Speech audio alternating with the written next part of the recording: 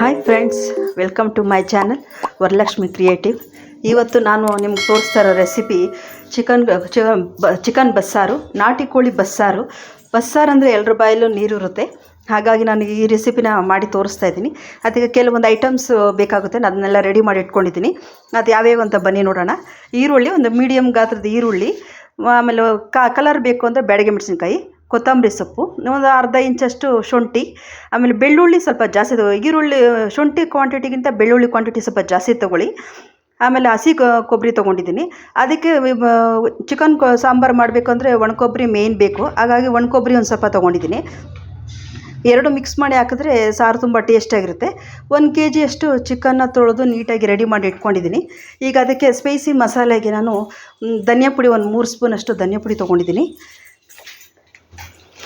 ಒಂದು ಎರಡರಿಂದ 3 ಸ್ಪೂನಷ್ಟು ಚಿಕ್ಕ ಸ್ಪೂನ್ಗಳಷ್ಟು ಖಾರ ಸಾಂಬಾರು ಪುಡಿ, ಹಾಗೂ ಇದರಲ್ಲಿ ನೋಡಿ ಅರ್ಧ ಸ್ಪೂನಷ್ಟು ಗರಂ ಮಸಾಲ, 2 ಸ್ಪೂನ್ ಚಿಕ್ಕ ಸ್ಪೂನ್ಗಳಲ್ಲಿ 2 ಸ್ಪೂನಷ್ಟು ಮಟನ್ ಮಸಾಲ ಸಾಂಬಾರು ಪೌಡ್ರ್, ನಾನು ಮಸಾಲ ಪೌಡ್ರನ್ನ ಯೂಸ್ ಮಾಡಿದ್ದೀನಿ. ನೀವು ಅದನ್ನು ಮಟನ್ ಮಸಾಲ ಅಂತ ಕೇಳಿದ್ರೆ ಅಂಗಡಿಯಲ್ಲಿ ಕೊಡ್ತಾರೆ, ಅದನ್ನು ಯೂಸ್ ಮಾಡಿದ್ರೆ ಚಿಕನ್ ಸಾರು ತುಂಬ ಚೆನ್ನಾಗಿರುತ್ತೆ. ಒಂದು 1/2 ಇಂಚಷ್ಟು ಚಕ್ಕೆ, ಒಂದು 4 ಲವಂಗ, ಇಷ್ಟು ಐಟಮ್ಸಿಂದ ನಾನು ಇವಾಗ ಎಲ್ಲ ಐಟಮ್ಸ್ನೆಲ್ಲ ಎಣ್ಣೆಲಿ ಹಾಕಿ ಹುರ್ಕೊತಾ ಇದ್ದೀನಿ. ಮೊದಲಿಗೆ ಚಕ್ಕೆ ಲವಂಗ ಹಾಕ್ಕೊಳ್ಳೋಣ. ನಂತರ ನಾವು ಕೊಬ್ಬರಿ ಒಂದು ಬಿಟ್ಟು ಬೇರೆ ಎಲ್ಲ ಇಂಗ್ರೀಡಿಯೆಂಟ್ಸು, ಕೊತ್ತಂಬರಿ ಸೊಪ್ಪು ಸಮೇತ ಎಲ್ಲನೂ ಆ ಇಂಗ್ರೀಡಿಯೆಂಟ್ಸ್ ಎಲ್ಲ ಹಾಕಿ ನೀಟಾಗಿ ಎಣ್ಣೆ ಸ್ವಲ್ಪ ಹಾಕಿ ಫ್ರೈ ಮಾಡ್ಕೊಳ್ಳೋಣ.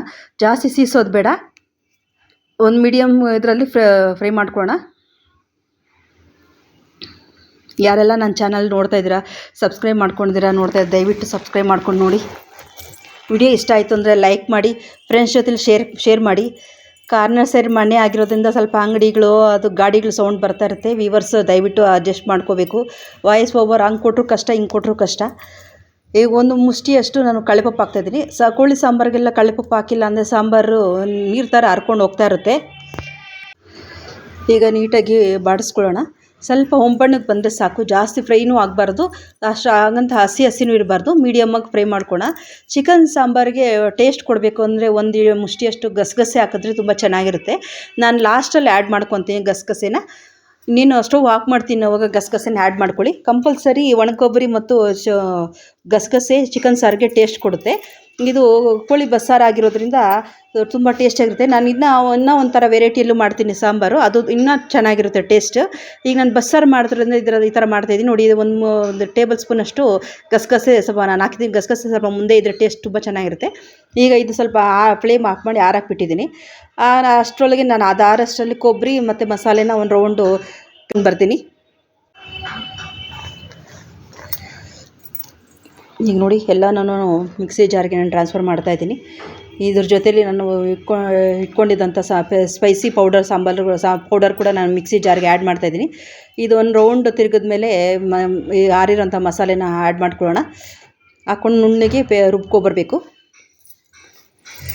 ನನ್ನ ರೆಸಿಪೀಸ್ ಯಾವ ಥರ ಬರ್ತಾಯಿದೆ ಏನು ಅಂತ ದಯವಿಟ್ಟು ಕಾಮೆಂಟ್ ಮಾಡಿ ತಿಳಿಸಿ. ನಾನು ಸ್ಟಿಚಿಂಗ್ ವಿಡಿಯೋಸ್ ಕೂಡ ಅಪ್ಲೋಡ್ ಮಾಡಬೇಕು ಅಂದ್ಕೊಂಡಿದ್ದೀನಿ. ಎಂಬ್ರಾಯ್ಡಿಂಗ್ ವಿಡಿಯೋಸ್ ಕೂಡ ಅಪ್ಲೋಡ್ ಮಾಡ್ತಾಯಿದ್ದೀನಿ. ದಯವಿಟ್ಟು ನಿಮ್ಗೆ ಅನಿಸಿಕೆ ಅಭಿಪ್ರಾಯಗಳನ್ನ ಹಂಚ್ಕೊಳ್ಳಿ. ಏನು ಅಂತ ಕಾಮೆಂಟ್ ಮಾಡಿ ತಿಳಿಸಿದ್ರೆ ನಾವು ಮುಂದೆ ಏನು ಮಾಡಬೇಕು ಅಂತ ನಮಗೊಂದು ಐಡಿಯಾ ಇರುತ್ತೆ. ನೀವೇನು ಕಾಮೆಂಟ್ ಏನು ಮಾಡಿಲ್ಲ ಅಂದರೆ ನಮಗೇನು ಅಂತಲೂ ಗೊತ್ತಾಗಲ್ಲ. ದಯವಿಟ್ಟು ನಿಮ್ಗೆ ಕಾಮೆಂಟ್ ತಿಳಿಸಿ, ನಿಮ್ಮ ಅನಿಸಿಕೆ ಅಭಿಪ್ರಾಯ ತಿಳಿಸಿ. ನಿಮ್ಗೆ ಯಾವುದರಲ್ಲಿ ಆಸಕ್ತಿ ಜಾಸ್ತಿ ಇದೆ, ಕುಕ್ಕಿಂಗಲ್ಲಿ ಮಾಡಬೇಕಾ, ಎಂಬ್ರಾಯ್ಡಿಂಗಲ್ಲಿ ಮಾಡಬೇಕಾ, ಟೈಲರಿಂಗಲ್ಲಿ ಮಾಡಬೇಕಾ ಅಂತ ನೀವು ತಿಳಿಸಿ. ಈಗ ನೋಡಿ ನಾನು ಮಸಾಲೆ ರುಬ್ಕೊಂಡು ಬಂದಿದ್ದಾಯಿತು. ಈಗ ಒಂದು ಚಿಕ್ಕ ಕುಕ್ಕರ್ ಇಟ್ಕೊಂಡಿದ್ದೀನಿ. ಆ ಕುಕ್ಕರಲ್ಲಿ ಒಂದು ಸ್ವಲ್ಪ ಎಣ್ಣೆ ಆ್ಯಡ್ ಮಾಡ್ಕೊತಾ ಇದ್ದೀನಿ. ಎಣ್ಣೆ ಸ್ವಲ್ಪ ಬಿಸಿ ಆದಮೇಲೆ ಎಣ್ಣೆ ಪೂರ್ತಿ ಕುಕ್ಕರ್ಗೆಲ್ಲ ಸ್ಪ್ರೆಡ್ ಆಗೋಂಗೆ ನಾನು ಇದು ಮಾಡ್ಕೊತಾ ಇದ್ದೀನಿ. ಎಣ್ಣೆ ಸ್ವಲ್ಪ ನೀಟಾಗಿ ಸ್ಪ್ರೆಡ್ ಆದಮೇಲೆ ಚಿಕನ್ನ ಆ್ಯಡ್ ಮಾಡೋಣ.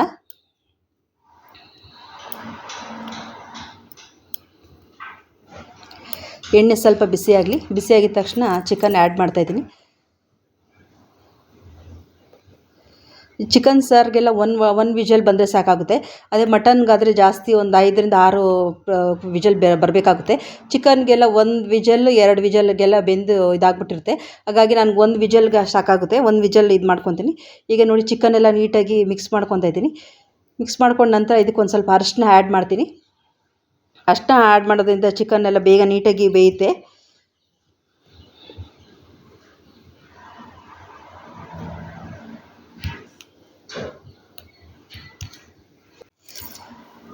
ಚಾನಲಲ್ಲಿ ವ್ಯೂಸ್ ಇಲ್ಲ ಅಂತ ದಯವಿಟ್ಟು ಪಾಸ್ ಮಾಡೋಕ್ಕೆ ಹೋಗ್ಬೇಡಿ. ದಯವಿಟ್ಟು ನೋಡಿ ವಿಡಿಯೋಸ್ ನೋಡಿ ನಾವು ಯಾವ ಥರ ಮಾಡಿದ್ದೀವಿ ಅಂತ ನಿಮ್ಮ ಅಭಿಪ್ರಾಯ ಅನಿಸಿಕೆಗಳನ್ನ ಹಂಚ್ಕೊಳ್ಳಿ. ಈ ಹೊಸ ಚಾನಲ್ಲು ಸ್ಟಾರ್ಟ್ ಮಾಡಿ 3 ವರ್ಷ ಆಯಿತು. ಆಗ ನಾನು ಸ್ಕಿಪ್ ಮಾಡಿಬಿಟ್ಟಿದ್ದೆ, ಮಾಡೋಕ್ಕೆ ಟೈಮ್ ಇರಲಿಲ್ಲ ಅಂತ.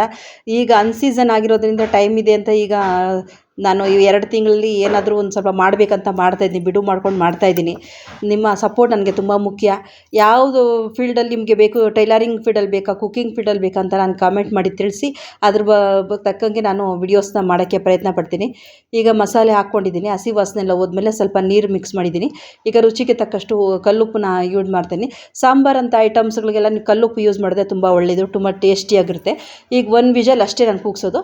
ಈಗ ನೆಕ್ಸ್ಟು ಬಸ್ಸಾರು ಮಾಡೋದಕ್ಕೆ ಚಿಕನ್ ಎಲ್ಲ ಒಗ್ಗರಣೆ ಹಾಕ್ಕೊತೀವಲ್ಲ, ಅದಕ್ಕೆ ಆ್ಯಡ್ ಮಾಡ್ಕೊಳೋದಕ್ಕೆ ನಾನು ಒಂದು 2 ಟೇಬಲ್ ಸ್ಪೂನ್ ಅಷ್ಟು ಕಡಲೆಪಪ್ಪು, ಆಮೇಲೆ ಒಂದು ಕಲರ್ಗೆ ಒಂದು 4 ಬ್ಯಾಡಗಿ ಮೆಣಸಿನ್ಕಾಯಿ ತೊಗೊಂಡಿದ್ದೀನಿ, ರುಚಿಗೆ ತಕ್ಕಷ್ಟು ಉಪ್ಪು, ಆಮೇಲೆ ನಿಮ್ಗೆ ಒಣ ಖಾರದ ಮೆಣಸಿನ್ಕಾಯಿ ಅಂದರೆ ಖಾರದ ಮೆಣಸಿನ್ಕಾಯಿ ಯೂಸ್ ಮಾಡಿ. ನಾನಲ್ಲಿ ಚಿಲ್ಲಿ ಪೌಡ್ರನ್ನೇ ಯೂಸ್ ಮಾಡ್ತಾಯಿದ್ದೀನಿ. ಆಮೇಲೆ 1 ಸ್ಪೂನಷ್ಟು ಗಸಗಸೆನ ಆ್ಯಡ್ ಮಾಡ್ಕೊಂಡು ಇದನ್ನು ಸಣ್ಣ ಉರಿಯಲ್ಲಿ ಲೋ ಫ್ಲೇಮಲ್ಲಿ ಫ್ರೈ ಮಾಡ್ಕೊತಾ ಇದ್ದೀನಿ. ಸೀಸ್ಬೇಡಿ ನೋಡಿ, ಸಣ್ಣ ಉರಿಯಲ್ಲೇ ಕಡಲೆಪಪ್ಪು ಒಮ್ಮಣ್ಣ ಬರೋಂಗೆ ಮಾಡ್ಕೋಬೇಕು. ಉರಿ ಜಾಸ್ತಿ ಬಂದುಬಿಟ್ರೆ ಕಪ್ಪಗಾಗ್ಬಿಡುತ್ತೆ.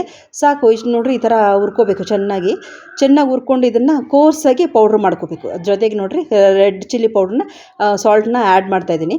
ಅದು ಸ್ವಲ್ಪ ಬಿಸಿ ಆದಮೇಲೆ ಇದನ್ನು ಪೌಡ್ರ್ ಮಾಡ್ಕೊತೀನಿ, ಆರಿದ್ಮೇಲೆ ಪೌಡ್ರ್ ಮಾಡ್ಕೊತೀನಿ. ಈಗ ನೋಡಿ ಕೋರ್ಸಾಗಿ ಪೌಡ್ರ್ ಮಾಡ್ಕೊಂಡಿದ್ದೀನಿ, ನಿಮ್ಗೆ ತೋರಿಸ್ತೀನಿ ನೋಡಿರಿ.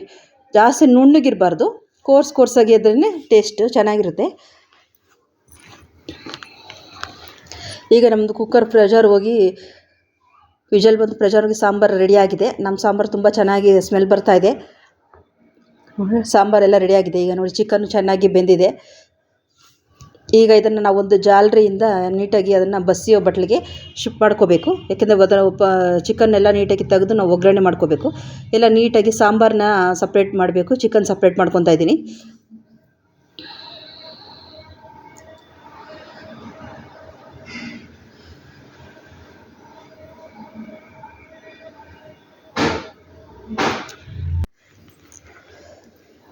ನೋಡಿ, ನಮ್ಮ ಚಿಕನೆಲ್ಲ ನೀಟಾಗಿ ಬೆಂದಿದೆ. ಇದನ್ನು ನಾವು ಇದಕ್ಕೆ ಶಿಫ್ಟ್ ಮಾಡ್ಕೊಂಡ್ಮೇಲೆ ಚೆನ್ನಾಗಿ ಮಿಕ್ಸ್ ಮಾಡ್ಕೊಳ್ಳೋಣ.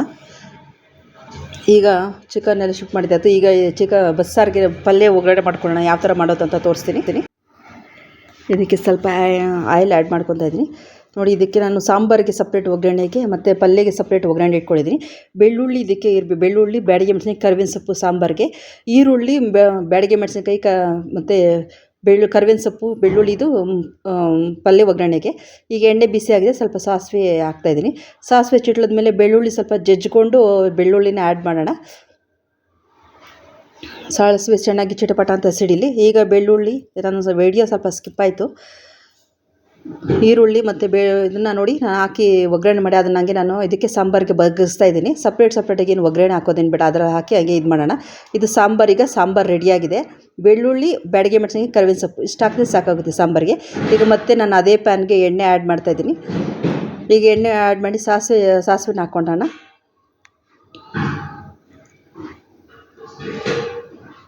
ಸ್ಪೀಡ್ ಮಾಡಿಬಿಟ್ರೆ ವಿಡಿಯೋಸ್ ನಿಮ್ಗೆ ಏನು ಅರ್ಥ ಆಗೋಲ್ಲ. ಹಾಗಾಗಿ ನಾನು ಸ್ಲೋಗೆ ವಾಯ್ಸ್ ಓವರ್ ಕೊಡ್ತಾ ಮಾಡಿದ್ದೀನಿ. ಕುಕ್ಕಿಂಗ್ ಮಾಡುವಾಗೆ ವಾಯ್ಸ್ ಓವರ್ ಕೊಟ್ಟೆ. ಅದು ತುಂಬ ಡಿಸ್ಟರ್ಬೆನ್ಸ್ ಇರೋದ್ರಿಂದ ವಾಯ್ಸ್ ಓವರ್ನ ಸ್ಕಿಪ್ ಮಾಡಿ ಮತ್ತೆ ಈಗ ಹೊಸ್ದಾಗಿ ವಾಯ್ಸ್ ಓವರ್ ಕೊಟ್ಟಿದ್ದೀನಿ. ಈಗ ಸಾಸಿವೆ ಚಿಟ್ಲಿದಾಯಿತು. ಬೆಳ್ಳುಳ್ಳಿ ಚಚ್ಕೊಂಡ್ರೆ ಬೆಳ್ಳುಳ್ಳಿ ಜೊತೆ ಮತ್ತು ಈರುಳ್ಳಿ, ಕರಿಬೇವಿನ ಸೊಪ್ಪು, ಬ್ಯಾಡಗಿ ಮೆಣಸಿನ್ಕಾಯಿನ ಆ್ಯಡ್ ಮಾಡೋಣ. ಇದೊಂದು ಸ್ವಲ್ಪ ಬೆಂದ ಸಾಕು. ನಾವು ಚಿಕನಲ್ಲಿ ಇವಾಗ ಆಲ್ರೆಡಿ ನಾವು ಪೌಡ್ರ್ ಮಾಡ್ಕೊಂಡಿರ್ತೀವಲ್ಲ, ಅದರಲ್ಲಿ ಉಪ್ಪಿರೋದ್ರಿಂದ ಮತ್ತೆ ಉಪ್ಪು ಆ್ಯಡ್ ಮಾಡೋದು ಬೇಡ. ಡೈರೆಕ್ಟಾಗಿ ಅದು ಇದು ಸ್ವಲ್ಪ ಬಿದಿಷ್ಟು ನೀರು ನೀಟಾಗಿ ಸೋರಿಸಿ ಚಿಕನ್ನಿಗೆ ಆ್ಯಡ್ ಮಾಡೋಣ. ಎಲ್ಲ ಬೆಂದಿದೆ. ಈಗ ನಾವು ಚಿಕನ್ ಆ್ಯಡ್ ಮಾಡಿಬಿಟ್ಟು ನಾವು ಪುಡಿ ಮಾಡಿಕೊಂಡಂಥ ಪೌಡ್ರನ್ನ ಸ್ವಲ್ಪನೇ ಹಾಕ್ತಾ ಪೂರ್ತಿ ನೀಟಾಗಿ ಸ್ಪ್ರೆಡ್ ಮಾಡೋಣ. ಚಿಕನ್ನಲ್ಲಿರೋ ನೀರಿನಂಶ ಎಲ್ಲ ಪೌಡರು, ಕಡಲೆಪಪ್ಪು ಹಾಕಿರ್ತೀವಲ್ಲ ಆ ಪೌಡರು ನೀಟಾಗಿ ಹೀರ್ಕೊಳೋದು. ಡ್ರೈ ಇದೋ ಥರ ರೋಸ್ಟ್ ಥರ ಆಗುತ್ತೆ. ತುಂಬ ಚೆನ್ನಾಗಿರುತ್ತೆ. ಒಂಚೂರು ತ್ಯಾಮ್ದಂಶ ಇರೋದಿಲ್ಲ. ತಿನ್ನೋಕ್ಕೆ ಒಳ್ಳೆ ಟೇಸ್ಟಿಯಾಗಿರುತ್ತೆ. ನಾವು ಮೆಣಸಿನ್ಕಾಯಿ, ಉಪ್ಪು, ಖಾರ ಎಲ್ಲ ಹಾಕಿರೋದ್ರಿಂದ ಒಳ್ಳೆ ಟೇಸ್ಟು. ಈಗ ನೋಡಿ, ನಾನು ಸ್ವಲ್ಪನೇ ಹಾಕ್ಕೊಂಡು ಪೌಡ್ರನ್ನ ನೀಟಾಗಿ ಚಿಕನ್ ಪೂರ್ತಿ ಮಿಕ್ಸ್ ಮಾಡಿದ್ದೀನಿ. ಈಗ ಲಾಸ್ಟಲ್ಲಿ ನಾವು ಇದಕ್ಕೆ ಪೌಡ್ರ್ ಎಷ್ಟು ಬೇಕೋ ಅಷ್ಟು ಹಾಕಿದ್ದಾದಮೇಲೆ ನಾವು ಹಚ್ಚಿಟ್ಕೊಂಡಂಥ ಕೊತ್ತಂಬರಿ ಸೊಪ್ಪು ಸಹ ನಾವು ಆ್ಯಡ್ ಮಾಡೋಣ.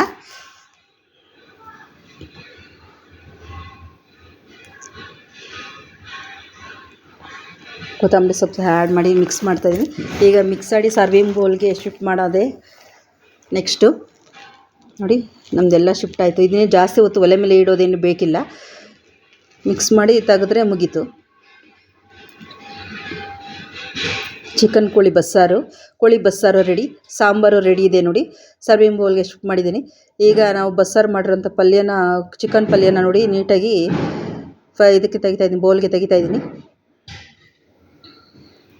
ನೀವೊಂದು ಸರಿ ಮನೇಲಿ ಮಾಡಿ ಹೇಗನ್ನಿಸ್ತು ನೋಡಿ, ಟೇಸ್ಟ್ ರುಚಿ ನೋಡಿ ಹೇಳಿ ನಿಮ್ಗೆ ಹೇಗೆ ಅನ್ನಿಸ್ತು, ನಿಮ್ಮ ಅನಿಸಿಕೆ ಅಭಿಪ್ರಾಯಗಳನ್ನ ನಮಗೆ ತಿಳಿಸಿ ಅಂತ ತಿಳ್ಕೊತ ಇವತ್ತಿನ ವಿಡಿಯೋ ಮುಗಿಸ್ತೀನಿ. Thank you for watching friends.